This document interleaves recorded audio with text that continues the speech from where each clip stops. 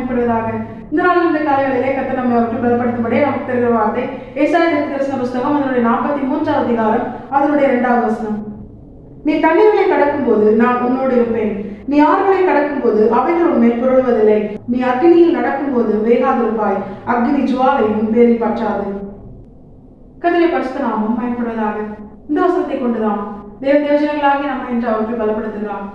இந்த வசனம் ஒரு காரியத்தை நமக்கு தெளிவுபடுத்துகிறது. அதுதான் ரட்சிக்கப்பட்ட தேவ ஜனத்தின் வாழ்க்கையில உபத்திரவத்தின் அனுபவம் என்பது அவர்கள் வாழ்க்கையின் ஒரு பங்குதான்.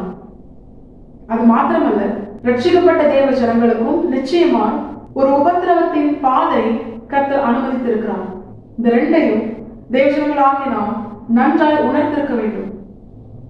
நான் ரட்சிக்கப்பட்டேன், நான் கர்த்தரால் நடத்தப்படுகிறேன், கர்த்தருடைய வார்த்தையினால் நடத்தப்படுகிறேன் என்று சொல்லி இனி என்னுடைய வாழ்க்கையில உபத்திரவமே இல்லை அப்படின்னு நம்ம என்ன பண்ணக்கூடாது, நாம் நினைக்க கூடாது. ஏன்னா ஆண்டவராக இயேசு கிறிஸ்து சொல்றாரு, உலகத்தில் உங்களுக்கு உபத்திரவம் உண்டு, ஆனாலும் திடன் கொள்ளுங்கள், நான் உலகத்தை ஜெயித்தேன். ஏன் இப்படி ஆண்டவர் சொல்றாரு தெரியுமா? உங்களுக்கு உபத்திரவம் உண்டு, ஆனா இந்த எல்லா உபத்திரவத்தையும் ஜெயித்த நான் உங்களோடு கூட இருக்கிறேன், அதனால நீ பயப்படாத. ஏன்னா அவர் தாமே சோதிக்கப்பட்டு பாடு அனுபவித்ததுனால சோதிக்கப்படுகிற நமக்கு உதவி செய்ய அவர் வல்லவராக இருக்கிறார். அவர் நிச்சயமா நமக்கு உதவி செய்வார். ஏன்னா தேவஜனங்களாகிய நாம் கடந்து வருகிற ஒவ்வொரு காரியத்தையும், ஒவ்வொரு சூழ்நிலையும், ஒவ்வொரு சோதனையையும் நமக்கு உதவி செய்யும்படியார் ஆண்டவராக இயேசு கிறிஸ்து இந்த மனுஷ சாயலாய் அவரே வந்து இதை எல்லாவற்றையும் அவர் அனுபவித்து அவர் ஜெயம் பெற்றார், வெற்றி சிறந்தார்.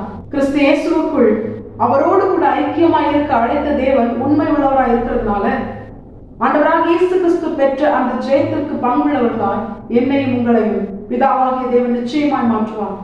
அதனாலதான் ஆண்டவர் சொல்றாரு, உன் வாழ்க்கையில நிச்சயமா என்ன பண்ணுவேன், உபத்திரவம் என்கிற ஒரு பாதையை நான் அனுமதிப்பேன். எதற்காக? உன்னை அழிப்பதற்காக அல்ல, மற்றவர்களுக்கு முன்பதாக உன் வாழ்க்கையை அவமானப்படுத்துவதற்காக அல்ல, மற்றவர்களுக்கு முன்பதாக உன் வாழ்க்கையை மேன்மைப்படுத்தும்படியாக, சர்வ வல்லமையுள்ள தேவனாகிய நான் உன்னோடு கூட இருப்பதை மற்றவர்கள் அறிந்து கொள்ளும்படியாக தேவ ஜனத்தின் வாழ்க்கையில கர்த்தர் உபத்திரவத்தை அனுமதிக்கிறார். ஆனா கர்த்தரால் அனுமதிக்கப்படுகிற இந்த உபத்திரவம் தேவ ஜனத்தின் வாழ்க்கை நிரந்தரம் அல்ல. அதை அவர்கள் கடந்து கர்த்தர் அவர்களுக்கு என வைத்திருக்கிற நன்மையை, அந்த விசாலத்தை, செழிப்பை அவர்கள் சுதந்திரித்துக் கொள்வார்கள்.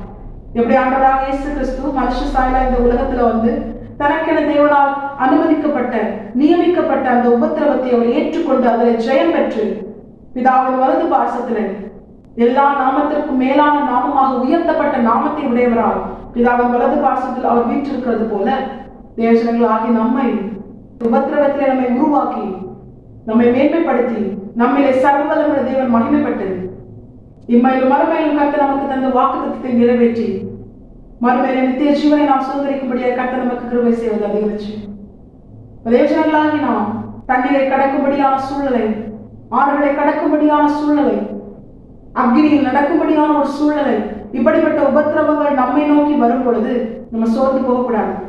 இப்படிப்பட்ட சூழ்நிலை இருக்கும் பொழுது ஒரு தேவ பிள்ளை எதை நினைத்து நன்றி செலுத்த வேண்டும் தெரியுமா? இந்த சூழ்நிலையில கர்த்தர் என்னோடு கூட இருக்கிறான், என்னை உருவாக்குகிறான். ஒன்றுக்கும் உதவாமல் இருந்த என்னை என் கைகளை போருக்கும் என் விரல்களை யுத்தத்திற்கும் பழக்குவிக்கிறார். எனக்கான உயர்ந்த ஸ்தானத்தில் என்னை கொண்டு அமர்த்தும்படியாய் கர்த்தர் என்னை உருவாக்குகிறார் என்று விசுவாசித்து இந்த சூழ்நிலையை ஜெயித்த கர்த்தர் என்னோடு கூட இருந்து அவருடைய ஜெயத்திற்கு பங்குள்ளவர்களாக என்னை மாற்றுவார், என் வாழ்க்கையை மேன்மைப்படுத்துவார். அது மாத்திரமல்ல, இந்த உபத்திரவத்தின் சூழ்நிலை, இந்த தண்ணீர், இந்த ஆறு, இந்த அக்னி என் வாழ்க்கை முழுவதும் இருக்காது. இது ஒரு பகுதிதான். இதை கடக்கும்படியா, அழுகையின் பள்ளத்தாக்கை உருவ கடந்து அதை நீரூற்றாக்கிக் கொள்ளும்படியா, செழிப்பான இடத்திலே பிரவேசித்து அதை சுதந்திரிக்கும்படியா கர்த்தர் எனக்கு கிருபை செய்வார்.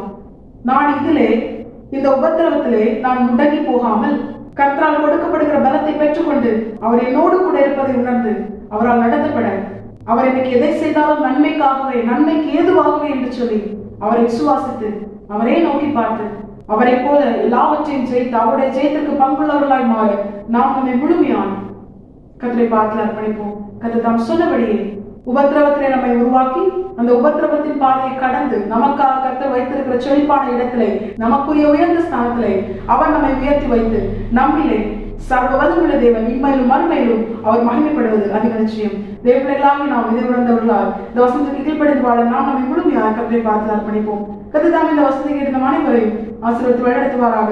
கர்த்தரை பரிசுத்த நாமம் மட்டுமே மகிமைப்படுவதாக. மரணாதா இயேசு வருகிறார். ஆயத்தமாகவும் பிரயாசப்படுத்துவோம். ஆமென். பலன் ஒன்றுமில்லை என்று நான் அறிவேன், அவர் பலனின்றும் குறைய